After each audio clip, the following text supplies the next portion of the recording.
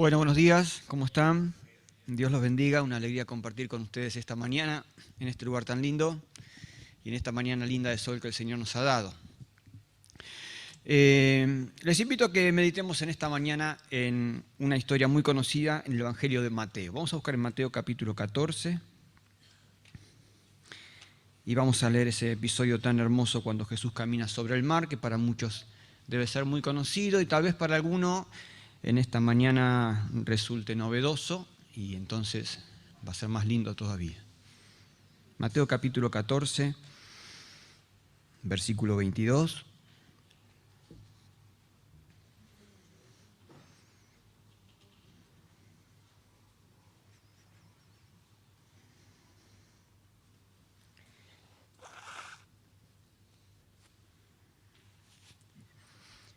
Yo tengo la nueva versión internacional para leer, así que si tal vez hay alguna diferencia, sepan entender. 14:22 de Mateo dice: enseguida Jesús hizo que los discípulos subieran a la barca y se le adelantaran al otro lado mientras él despedía a la multitud. Después de despedir a la gente, subió a la montaña para orar a solas. Al anochecer estaba allí él solo, y la barca ya estaba bastante lejos de la tierra, zarandeada por las olas porque el viento le era contrario. En la madrugada Jesús se acercó a ellos caminando sobre el lago. Cuando los discípulos lo vieron caminando sobre el agua, quedaron aterrados. «¡Es un fantasma!», gritaron de miedo. Pero Jesús les dijo enseguida: «Cálmense, soy yo, no tengan miedo». «Señor, si eres tú», respondió Pedro, «mándame que vaya a ti sobre el agua».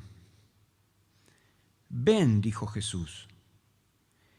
Pedro bajó de la barca y caminó sobre el agua en dirección a Jesús.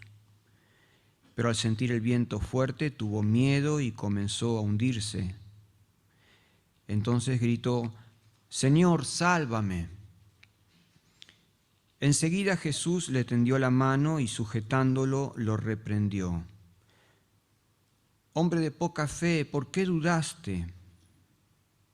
Cuando subieron a la barca se calmó el viento y los que estaban en la barca lo adoraron diciendo: «Verdaderamente tú eres el Hijo de Dios». Después de cruzar el lago, desembarcaron en Genesaret. Los habitantes de aquel lugar reconocieron a Jesús y divulgaron la noticia por todos los alrededores. Le llevaban todos los enfermos, suplicándole que les permitiera tocar siquiera el borde de su manto, y quienes lo tocaban quedaban sanos.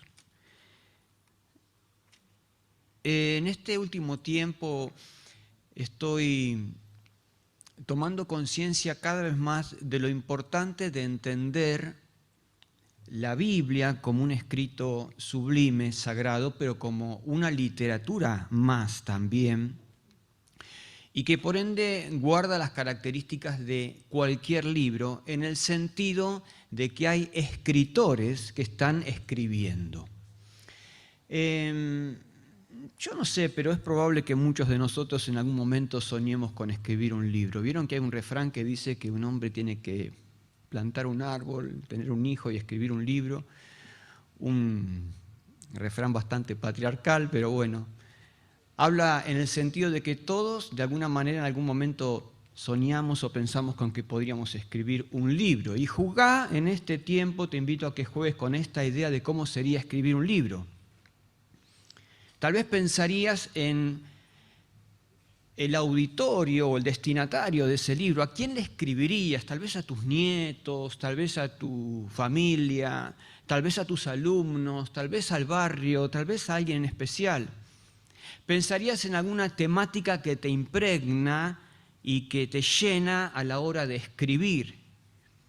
Hay muchas cosas que se ponen en juego a la hora de escribir, y si bien la Biblia es un libro inspirado por Dios y por el Espíritu Santo, y como dice la palabra de Dios, los escritores escribieron siendo inspirados, ustedes saben de que esa inspiración no estuvo divorciada en absoluto de la impronta humana y que cada escritor escribió desde su propio contexto personal, desde su propia cultura, desde su propia historia, desde su propia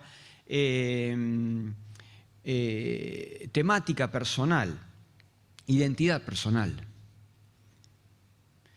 Cuando vamos a los evangelios, podemos conectarnos con esta realidad también, que si bien los 4 evangelios son muy similares, podemos encontrar algunos condimentos que los hacen distintos entre sí. Y al menos la primera división podemos hacer de los 4 evangelios, los sinópticos, Mateo, Marcos y Lucas, y Juan, que está en otro lugar, porque tiene una mirada más teológica de la vida del Señor Jesús. A lo que quiero ir, hermanos, es que cuando leemos esta historia, por ejemplo, y todas las historias que podemos encontrar en los relatos de los evangelios, tenemos que tomar noción de que fueron escritos en un momento determinado de la historia y con un objetivo determinado de la historia.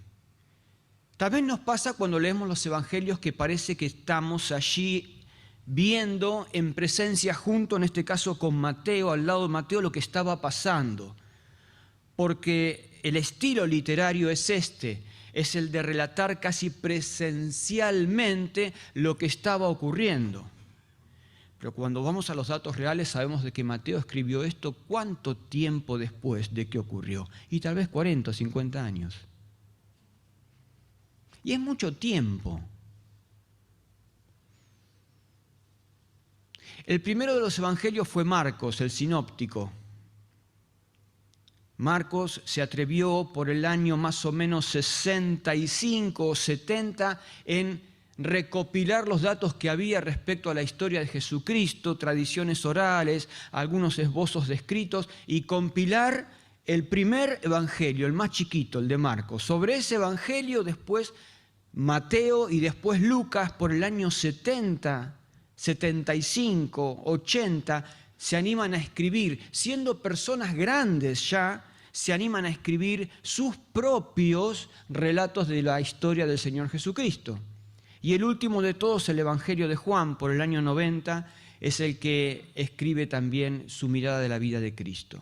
¿En qué contexto histórico lo hacen? Lo hacen en un momento en el cual la iglesia primitiva, estamos hablando en el año 75, 80 después de Cristo, la iglesia primitiva estaba afrontando una marcada persecución que no solo se había activado por el Imperio Romano, sino que también se había activado por el propio sínodo judío, que había hecho un brote bastante recalcitrante y fundamentalista de fariseísmo, y que estaba muy en contra de los cristianos, y que también desde su lugar perseguían a los cristianos. En ese marco histórico, social, en esta época, Mateo escribe lo que escribe.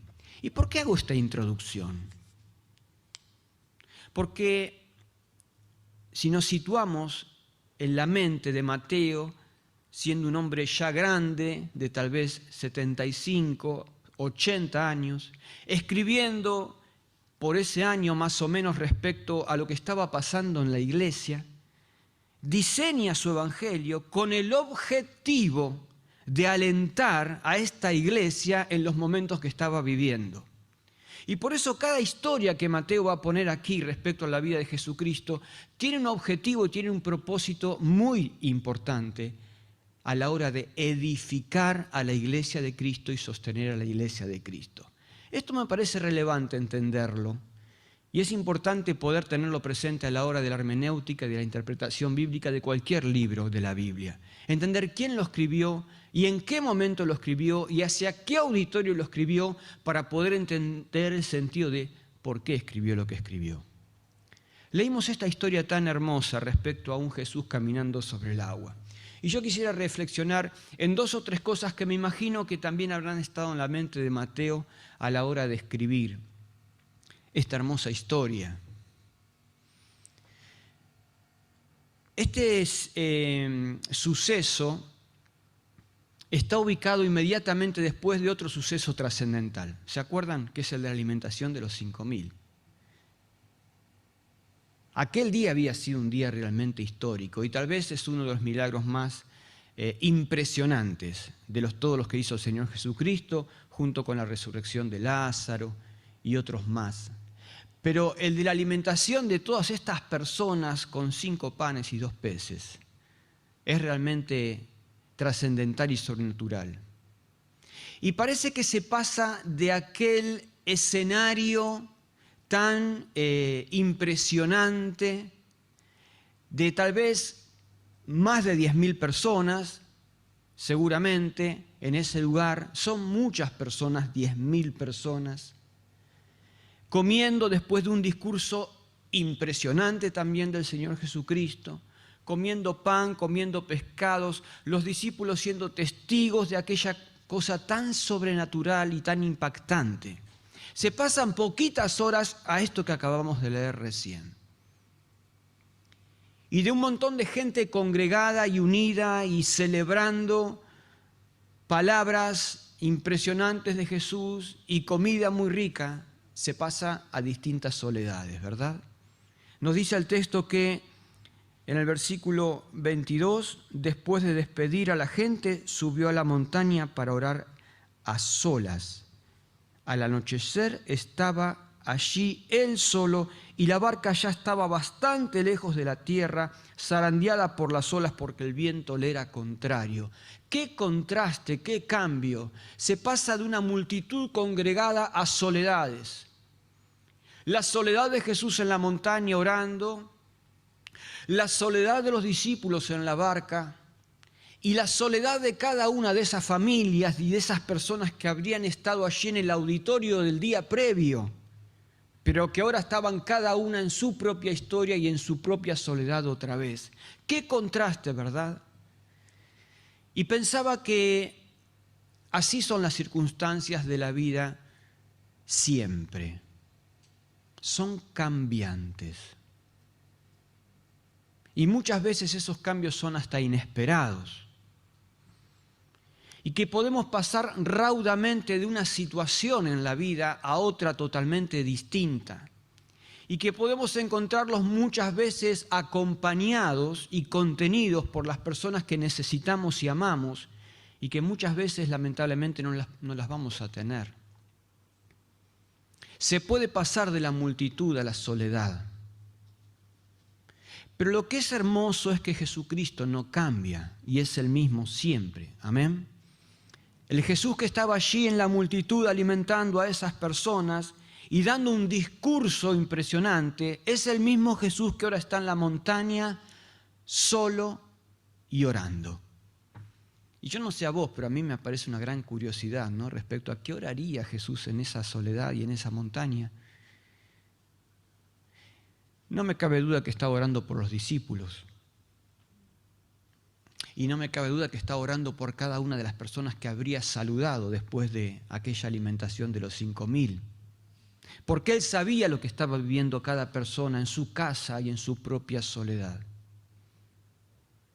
Y el mismo Jesús que tiene lecciones para dar en la pradera verde, en la llanura, con comida y con sol, es el mismo Jesús que tiene lecciones para dar también en el medio de una tormenta. Él no cambia. Nuestras circunstancias cambian, pero Él siempre sigue siendo el mismo que tiene algo para enseñarnos de distintas maneras, en distintos contextos, en distintas situaciones, aun cuando puedan cambiar raudamente en muy poquitas horas como ocurrió aquí. Mateo tiene esto en mente cuando está escribiendo, y se lo está escribiendo a una iglesia que él sabe que está afrontando ahora horas de dificultad. Los primeros días de la iglesia de Pentecostés fueron para celebrarlo por donde se lo mire. Conversiones de a miles, las sinagogas comenzaban a transformarse, paradójicamente los lugares donde siempre se había cuestionado cualquier fe que no sea estrictamente respecto a la ley, se estaban abriendo a versiones del Evangelio de que había vida en Cristo. Y todo iba avanzando de viento en popa hasta que de repente empiezan a pasar cosas. Y junto con la destrucción del templo en el año 70, comienza a activarse esa gran persecución obsesiva, frenética, cruel contra los cristianos. Y ahora esto de ser cristiano, que en su momento había sido algo maravilloso, era algo con el que se corría mucho riesgo, y riesgo de vida. Y Mateo lo sabe, el viejo Mateo, el anciano Mateo lo sabe, y compila su evangelio y escribe esta historia. Y quiere llamar al auditorio a reflexión y decir, aunque las circunstancias hayan cambiado, nuestro Cristo nunca cambia y es siempre el mismo. Y yo quisiera que mi palabra en esta mañana, es la palabra que el Señor puso en mi corazón, pueda servirte a vos en tu individualidad, en tu intimidad respecto a cosas que tal vez estén cambiando. Pueda servir a esta hermosa iglesia, como a mi iglesia, a la cual vengo, del amparo de la cruz, para entender de que muchas veces hay situaciones que hacen que las cosas cambien, y a veces raudamente e inesperadamente, pero que el Señor no cambia, sigue siendo el mismo. Amén. El segundo concepto que quiero resaltar aquí junto con Mateo es el de este Jesús que dice en el versículo 25, en la madrugada Jesús se acercó a ellos caminando sobre el lago. Y cuando los discípulos lo vieron caminando sobre el agua, quedaron aterrados y gritaron, «¡Es un fantasma!», gritaron de miedo. Pero Jesús les dijo enseguida, «Cálmense, yo soy, no tengan miedo». Qué significativa esta manera de aparecer de Jesucristo, ¿no? Como para no tener miedo. ¿Quién de nosotros, estando en esa barca, no hubiera tenido también mucho miedo? Para nosotros, con el diario del lunes de esta historia, que la escuchamos tantas veces, nos suena cada vez más natural el entender que sí, llega un momento en el relato en el que Jesús viene caminando sobre el agua. Pero quisiera invitarte a que te posiciones junto con estos discípulos, estar remando desesperados, pensando en que tal vez pueden ser la última noche de sus vidas, y que encima algo aparece ahí entre medio de la tormenta, de la llovizna y de la niebla, como para no gritar de miedo, ¿no? ¿Qué emoción importante es el miedo? Yo soy consultor psicológico y vivo todo el tiempo trabajando con las emociones de las personas, y considero que el miedo es una de las emociones más traumáticas que puedan existir. Que el miedo en la niñez es tan marcativo, deja tantas secuelas. Son dolorosas las historias de miedo cuando las personas las cuentan. Tener miedo es algo muy difícil. Y es paradójico que este Jesús que viene caminando sobre el agua genere miedo. En vez de generar primero admiración y paz y relajación y seguridad, empiece generando miedo. Pero ese es Jesús que confunde, ese es Jesús que parece un fantasma. Me parece también importante tener esto presente a la hora de tener una clave hermenéutica de esta historia. Mateo recopila aquello y relata aquello y describe aquello y dice, ese Jesús dio miedo. Ese Jesús parecía un fantasma y nos dio miedo hasta que nos dimos cuenta quién era. Y quisiera, hermanos, que en esta mañana también podamos entender que no siempre es claro Jesús. No siempre es claro Dios en la manera de manejarse con nuestras vidas. No habrá sido claro para José cuando después de estar viviendo una vida familiar hermosa terminó en una cisterna, vendido y como esclavo y como preso. No habrá sido claro para David después de que su nombre fue coreado por una multitud terminar escapando por las cuevas del desierto. ¿No habrá sido claro para Jeremías, después de haber comido ese rollo y haber predicado con lealtad y fidelidad, terminar en una cisterna? A veces los tratos de Dios con nuestras propias vidas, a veces los tratos de Dios con nuestras iglesias, dice Mateo, no son claros. Son como ese Jesús desdibujado en medio de la tormenta que confunde y da miedo, pero que sin embargo sigue siendo siempre Él. Fue necesario que Él se manifieste claramente con esta frase que yo la tengo marcada en mi Biblia y seguramente vos también. Cálmense, soy yo, no tengan miedo. Qué triple aseveración, cálmense, soy yo. Parece que no, pero soy yo. No tengan miedo. El Jesús fantasma, el Jesús que asusta, el Jesús que confunde, pero el Jesús que es el mismo que estuvo en la alimentación, que estaba en el monte orando por ellos y que ahora viene caminando sobre las aguas. Qué bueno que podamos tener esto en mente. Mateo, el anciano Mateo, que había ya tenido y que tenía horas de ruta en las experiencias con este Jesucristo, quiere hablarle a esta iglesia que está aturdida, que está asustada, que está tumultuosa por lo que está viviendo, persecuciones, muertes, diciéndoles, este Jesús es el mismo y se presenta diciendo, cálmense, soy yo, no tengan miedo. No sé qué estarás viviendo en esta mañana, en este tiempo de tu vida, pero puede ser que haya situaciones en las cuales Dios te está confundiendo en su trato. Es normal también pasa. No siempre es plenamente claro y diáfano, pero sigue siendo Él. Amén. El último concepto que quiero resaltar está en Pedro. Gracias a Dios por Pedro. Muchas gracias a Dios por Pedro, ¿verdad? Versículo 28, Señor, si eres tú, respondió Pedro. ¿Y qué pedido tan irrisorio de Pedro? Por eso Pedro es una persona tan importante para que nosotros nos podamos identificar. Si eres tú, mándame que vaya a ti sobre el agua. ¿No les parece que fue muy creativa? Además de osada la pregunta, creativa. A mí no se me hubiera ocurrido pedirle eso a Jesús. Le hubiera dicho, Señor, si eres tú, ayúdanos a remar. Si eres tú, calma esta tormenta. No sé, pero no, manda que yo vaya a ti sobre las aguas. Es osado, pero es creativo, Pedro. Pero es lo que pide. Y es maravilloso lo que está pidiendo Pedro. Porque Pedro no se conforma solamente con desear de que la tormenta se serene o que Jesús se sume como un remero más en el bote, sino que Pedro quiere ni más ni menos lo que Jesús tiene. Y la fe siempre pide eso, hermanos, hermanas. La fe reclama para sí lo que es de Dios.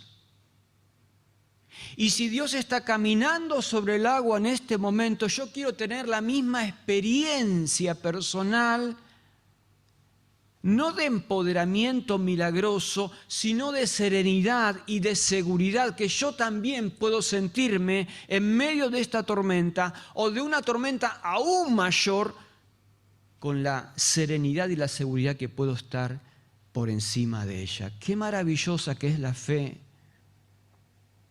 Esto es fe. Es más que tirar fuegos artificiales. Es más que haya 5.000 personas viéndolo todo.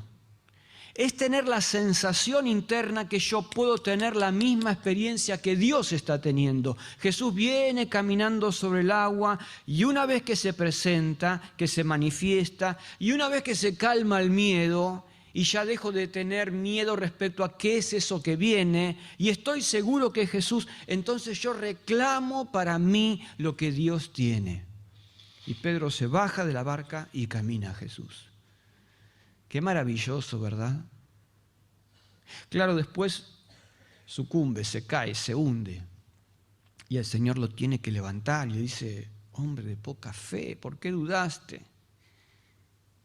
Y más que ser, aunque dice acá una reprensión, un reto, estaba mirando un poquito el sentido de las palabras, y este de poca fe es de corta fe. No es de poca de una fe de baja calidad o inferior necesariamente, sino de una fe que tuvo una duración y que después por algo se cortó.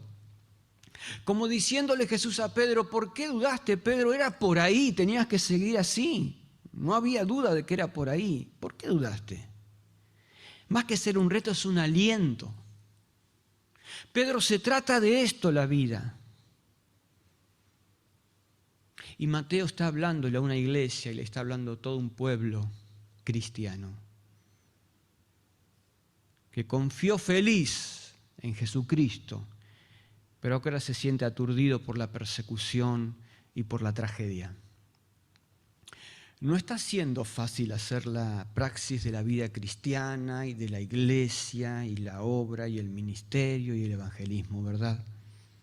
Ustedes están acá en un contexto, en este lugar, nosotros estamos en otro, allí en San José, en Temperley, con situaciones sociales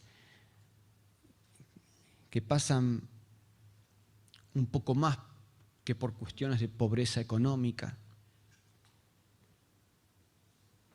Y la traducción que hay que hacer del Evangelio cuesta cada vez más a las generaciones que vienen ahora. Y los frutos que estamos esperando parece que cuesta cada vez más que lleguen. Y todo parece que se hace más difícil. Pero el desafío es el mismo. La cosa es por fe, no es de otra manera. Y si va a haber un fruto real y verdadero, ese tiene que ser por la fe en Cristo. Y si va a haber una obra eficaz y eficiente de la iglesia, esa va a ser por confiar en lo que Dios puede hacer más que cualquier método o cualquier estrategia. Pedro reclama para sí lo que Jesús tenía en ese momento y se baja de la barca y camina hacia él. Y el Señor lo felicita, aunque él está diciendo, ¿por qué dudaste? Y después sube a la barca. Mateo tiene en mente todas estas cosas a la hora de hablar y de escribir a una iglesia que está viviendo cosas difíciles, como cualquier escritor.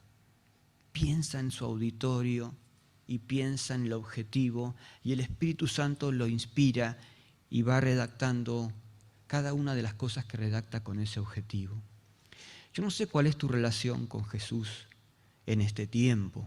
Tal vez Jesús sea algo todavía muy desdibujado para vos, muy poco claro y muy cuestionable. Y has venido hoy tal vez por primera vez o estás viniendo de hace poco tiempo a congregarte, a reunirte. Estás viendo o escuchando lo que las personas dicen respecto de Jesús. Estamos leyendo cosas que se escribieron hace 2000 años. Y que tienen el poder de tener una frescura como si se hubieran escrito hoy. Ese es el Cristo en el cual nosotros creemos, que es el protagonista de los libros que estamos leyendo, pero que paradójicamente está y sigue vivo ese protagonista. No murió, no es historia pasada, es historia presente y está aquí en medio nuestro.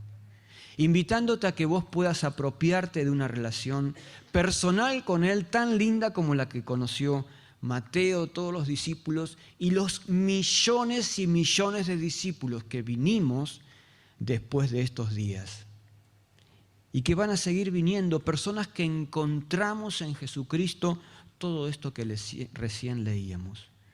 Un Cristo que está en nuestras soledades, no solo en la gloria.